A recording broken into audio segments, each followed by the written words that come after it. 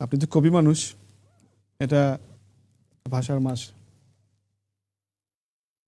কবি বলা যায় না, লেখক হিসেবে লেখক। এটা বলা যায়। কবি এটা বিশাল ব্যাপার। কবি শামসুর রহমান, জসিমউদ্দিন। কবি শামসুর রহমান হলে কবি শাহেদ রহমান কেন হবে না? না, হবে না, বাট আমি এটাকে বলি না, কারণ আমি তো লেখালেখি করি এখন পর্যন্ত শাহেদ রহমান। তো এই লেখক বলা যায়, কিংবা সংবাদকর্মী, লেখক কর্মী, এটা বলা যায়।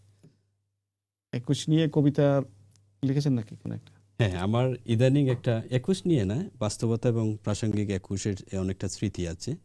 যে আমরা তো সবসময় লিখি, যখন সাবজেক্ট আছে সাবজেক্ট নিয়ে লিখি। তো এখন বর্তমান যে ভাষার কিছুটা টাচ আছে, একটা লেখা লিখছিলাম ইদানিং। এটা আমরা আমাদের দর্শকদের জন্য শুনি। হ্যাঁ, আপনি যদি বলেন, সুযোগ দেন, অবশ্যই শোনাচ্ছি।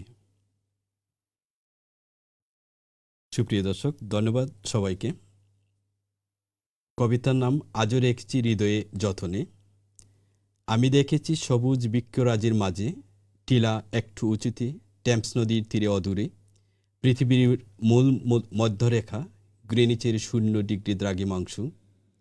আরও দেখেছি পৃথিবীর দৈর্ঘ্যের মূর্ত প্রতীক আর কেউ না, তিনি একজন মা। আমি সেই মায়ের সন্তান, আদম হাওয়ার উত্তরসূরি। তারুণ্য যৌবনে একদিন তোমাকে পাওয়ার সময়ে, সামনে আসা পাহাড় সম জট জামেলা দুঃখকে ঠেলে দিয়েছি পেছনে, রাত্রির অন্ধকারে নির্নিমেষে।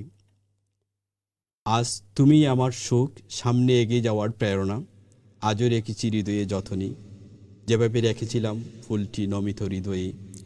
21-এর প্রভাত পেরিতে, হাই স্কুলের মাঠের পাশে, শহীদ মিনারে বেদিতে, আজও রেখেছি হৃদয়ে যতনে।